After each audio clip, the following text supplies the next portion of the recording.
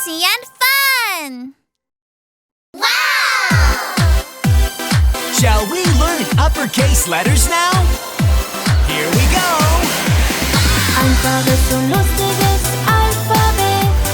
Lass uns Großbuchstaben lernen.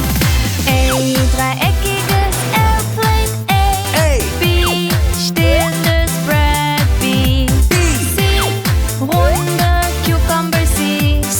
D, halb mundgeformtes Dolphin D. E, schlafender Elephant E. F, wehende Flag F. G, runde Globe G. H, Hand in Hand Handshake H. I, ich bin's I am I. J, Füße hoch Jump J. K, ein Baby und ein Känguru K. L, sitzender Lion L. M, zwei Mountains M. N, sitzen, schlafen, napping N. O, kreisförmige Orange O. P, sei Profi des Penguin P.